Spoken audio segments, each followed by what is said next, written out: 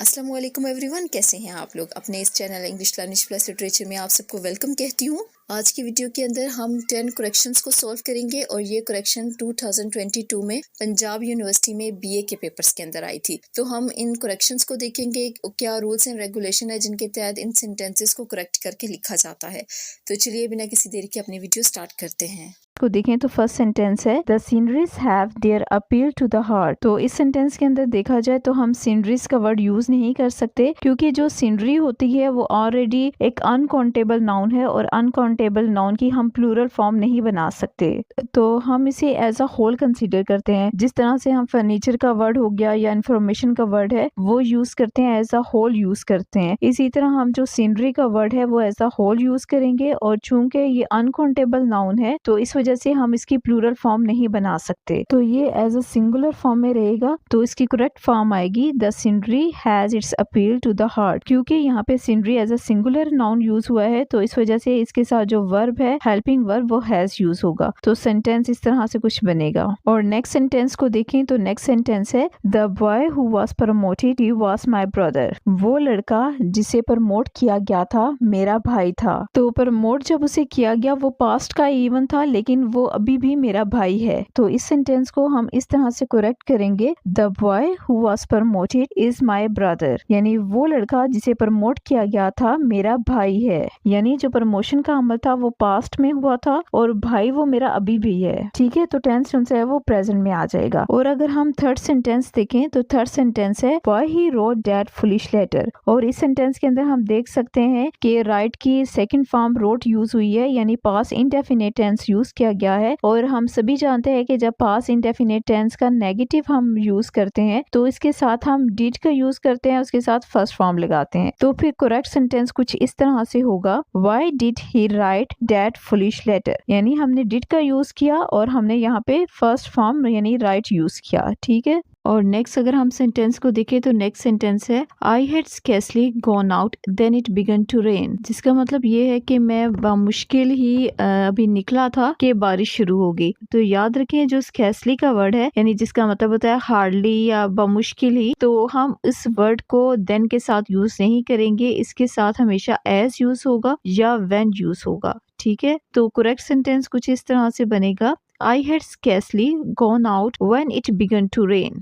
और तो नेक्स्ट अगर सेंटेंस देखें तो वो है I like such books which are interesting। तो इस सेंटेंस के अंदर हम देखें तो जो which का वर्ड है वो दो क्लोजेस को जोड़ने के लिए यूज हुआ है। इनमें जो फर्स्ट क्लोज है वो है I like these books और नेक्स्ट जो क्लोज है which are interesting। ठीक है, ये दो क्लोजेस हैं तो इन दोनों क्लोजेस को जोड़ने का काम विच कर रहा है। लेकिन मसला यहाँ पे ये है कि हम यहाँ पे विच का वर्ड यूज नहीं कर सकते। क्यों नहीं यूज कर सकते? क्योंकि विच जो से है हमें एडिशनल इन्फॉर्मेशन तो देता है लेकिन वो इन्फॉर्मेशन इतनी ज्यादा एसेंशियल नहीं होती। ठीक है, तो हम इस सेंटेंस को इस तरह से करेक्ट करेंगे I like such books that are interesting. और डेट का वर्ड हम इस वजह से यूज करेंगे चूंकि जो इंटरेस्टिंग वर्ब है ये हमें बुक के बारे में बता रहा है और ये इन्फॉर्मेशन जरूरी है। इसके बगैर हम इस पूरे सेंटेंस का मीनिंग अंडरस्टैंड नहीं कर पाएंगे। तो जो इंटरेस्टिंग है वो बुक्स हैं। ठीक है, तो हमें जो है इसके बारे में जो इन्फॉर्मेशन दी गई है वो एसेंशियल है। तो जब भी कोई जरूरी इन्फॉर्मेशन हो जिसके बगैर हमारा सेंटेंस कंप्लीट ना हो तो हम ऐसी सूरत में डेट का यूज करेंगे। तो हमारा जो करेक्ट सेंटेंस होगा वो होगा I like such book that are interesting.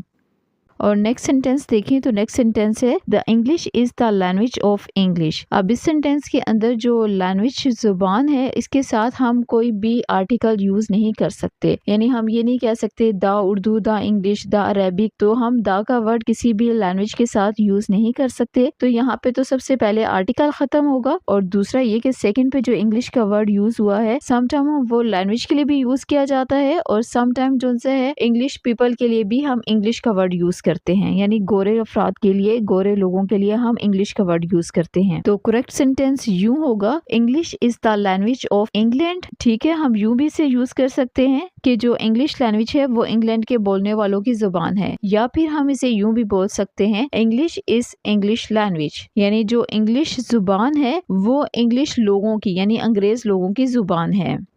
और अगर हम नेक्स्ट सेंटेंस को देखें तो नेक्स्ट सेंटेंस कुछ इस तरह से है, he sent us a worth reading book. और इस सेंटेंस के अंदर हम वर्थ और रीडिंग को देखें तो हाइफन के साथ मिलाया गया है और इसे कंपाउंड एडजेक्टिव बनाया गया है। ठीक है, जिस तरह से हम लिखते हैं सन इन लॉ। अब सन, इन और ला, इन तीनों जो वर्ड्स हैं इनको हम हाइफन लगा के तो जोड़ते हैं और ये एक वर्ड को रिप्रेजेंट करते हैं। सेम इसी तरह यहाँ पे भी हम वर्थ और रीडिंग को इकट्ठा जोड़ा गया है हाइफन के साथ, उसे एक कंपाउंड एडजेक्टिव बनाया गया है, जबकि ये रॉन्ग है। हम इस तरह का कोई भी कंपाउंड एडजेक्टिव मौजूद नहीं है तो हम इसे हाइफन लगा के नहीं जोड़ सकते, तो सो ये इनकरेक्ट होगा। और जब हम इसके अंदर से हाइफन हटा देंगे तो वर्थ रीडिंग एक फ्रेज बनेगी और ये फ्रेज हमेशा नाउन के बाद आएगी। तो इस सेंटेंस में हम नाउन देखें तो नाउन है जी बुक। ठीक है, तो करेक्ट सेंटेंस कुछ इस तरह से बनेगा, he sent us a book worth reading. तो हम इसमें देख सकते हैं कि बुक के बाद यानी नाउन के बाद हमारा फ्रेज आ गया है, तो इस तरह से ये करेक्ट सेंटेंस बनेगा।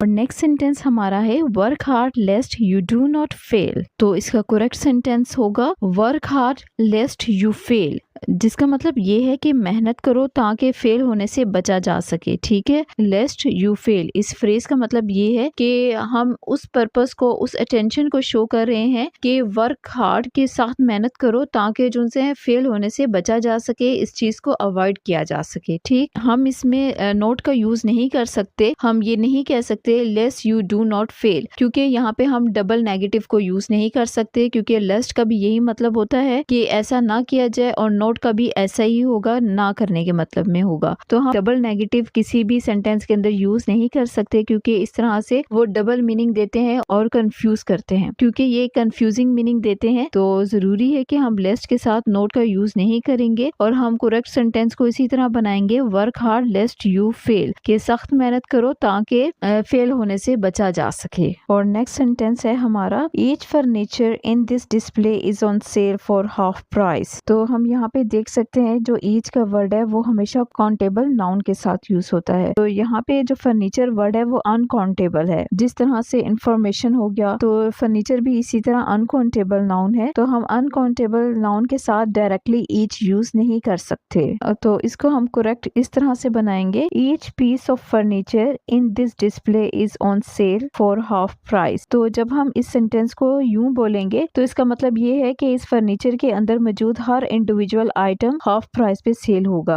और सिमिलरली जिस तरह से इंफॉर्मेशन वर्ड है जो कि अनकाउंटेबल है, तो हम इसके साथ भी ईच का वर्ड यूज नहीं कर सकते। तो जब भी हमें इसे सेंटेंस के अंदर यूज करना हो तो हम कुछ इस तरह से यूज करते हैं, ईच पीस ऑफ इंफॉर्मेशन। तो इसी तरह हम फर्नीचर के साथ भी each piece of furniture use करेंगे तो हमें करेक्टली इसका मीनिंग समझ में आएगा। तो लास्ट हमारा सेंटेंस है, I hate these sorts of boys. यहाँ पे हम देखें तो बॉयज हमारा प्लूरल नाउन है, तो प्लूरल नाउन के साथ हमेशा प्लूरल डिटर्मिनर यूज होगा, तो इस वजह से यहाँ पे दिस यूज किया गया है। तो ग्रामेटिकली देखा जाए तो ये करेक्ट सेंटेंस है, तो इसकी करेक्ट फॉर्म इसी तरह ही बनेगी, I hate these sorts of boys.